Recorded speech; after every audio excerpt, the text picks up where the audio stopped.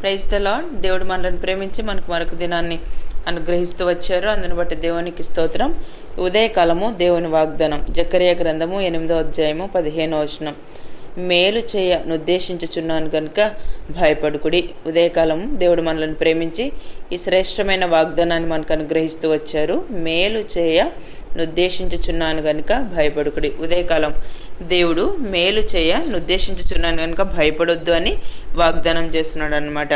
అంటే దేవుడు మన జీవితంలో మేలు చేయాలి అంటే మన ప్రతి పరిస్థితిలో కూడా దేవుని యొక్క వాక్యంలో రాయబడుతూ వచ్చింది. మీరు చేయవలసిన కార్యం లేవనగా ప్రతివాడు తన పొరుగు అంత సత్యమే మాట్లాడవాలని, సత్యమును బట్టి సమాధానకరమైన న్యాయమును బట్టి మీ గుమ్మములలో తీర్పు తీర్చవలెను.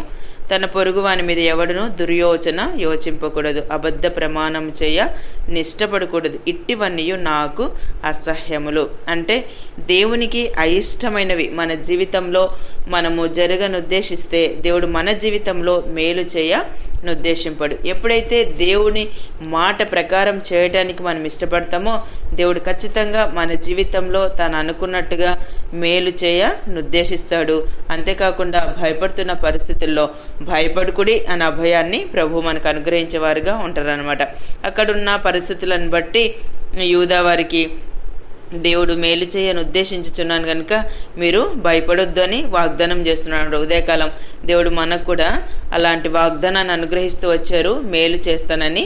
సో యెషయా గ్రంథం 46వ అధ్యాయం 11వ వచనం మనం చదివినట్లయితే, నేను చెప్పి ఉన్నాను దాన్ని నెరవేర్చేదను, ఉద్దేశించి ఉన్నాను సఫలపరిచేదను. సో దేవుడు మాట ఇచ్చాడు అంటే తప్పకుండా ఆయన నెరవేరుస్తాడు. అందుకే నేను చెప్పి ఉన్నాను దాన్ని నెరవేర్చేదను. దేవుడే మనతో చెప్పినప్పుడు దేవుడు ఖచ్చితంగా ఆ వాగ్దానాన్ని నెరవేరుస్తాడు. ఉద్దేశించి ఉన్నాను కనుక సఫలపరుస్తాను.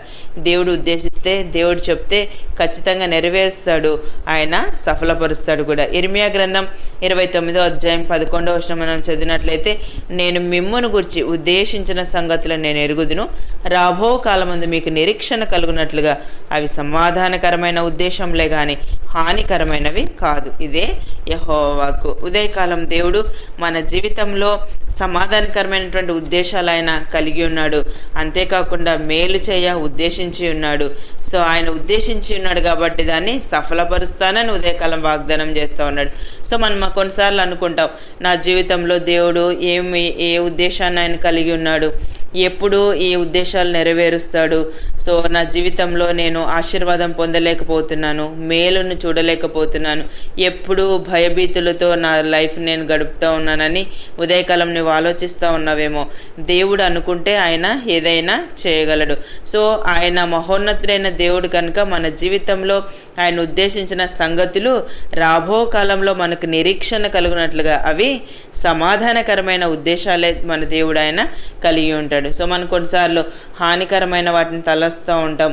సో ఇలా ఉంటే ఎలా ఉంటుంది, మనం చేసుకునే ప్లాన్స్ అన్నీ అలానే ఉంటాయి. అదే మన జీవితంలో దేవుడు ఉద్దేశిస్తే దేవుడు చక్కని ఒక పర్పస్ మన లైఫ్లో ఆయన కలిగి ఉంటాడు. మనం కొన్నిసార్లు దాన్ని ఆలోచించక కొన్నిసార్లు అంటే హానికరమైన వాటిని మనం తలస్తూ ఉంటాం. దేవుడు ఉద్దేశిస్తే దేవుడు ఖచ్చితంగా సఫలపరుస్తాడు. ఉదయకాలం సో నా జీవితంలో దేవుని యొక్క ఉద్దేశం ఏంటి అని నువ్వు ఆలోచిస్తున్నావా?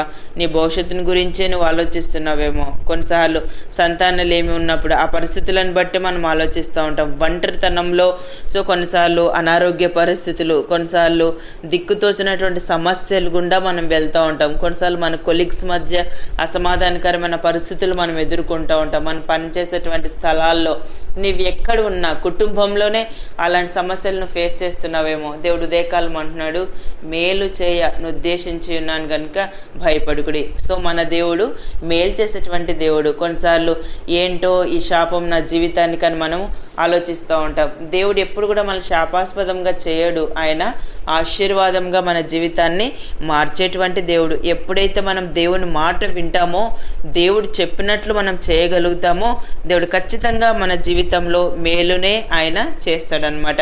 కొన్నిసార్లు మన జీవితంలో ఆ మేలు కలగకపోవటానికి సో మన జీవితంలో మనం వెళ్ళేటువంటి ఆ పాపమే. ఆ పాపము అంటే అది మన కొన్నిసార్లు మన పొరుగు వాళ్ళతో సత్యం మాట్లాడకపోవచ్చు, అబద్ధ ప్రమాణాలు మనం చేస్తూ ఉండవచ్చు, సో కుటుంబంలో అబద్ధాలు మనం చెప్తూ ఉండవచ్చు. ఒక చిన్న అబద్ధమైన దేవుడు మన జీవితంలో మేలు చేయలేడు. దేవుడు యథార్థవంతుడు, ఆయన సత్యవంతుడు, ఆయన న్యాయమైనది చేయాలని ఉద్దేశించి ఉన్నాడు. ఎప్పుడైతే మన గుమ్మంలలో వాటిని స్థిరపరుస్తామో దేవుడు ఖచ్చితంగా మన జీవితంలో మేలు చేస్తాడు, ఆయన ఉద్దేశించింది సఫలపరుస్తాడు. అంతేకాకుండా మన జీవితంలో ఆయన సమాధానకరమైన ఉద్దేశాలే కలిగి ఉన్నాడు. ఎప్పుడు కూడా హానికరమైనవి మన లైఫ్లో ఆయన తలంచాడు.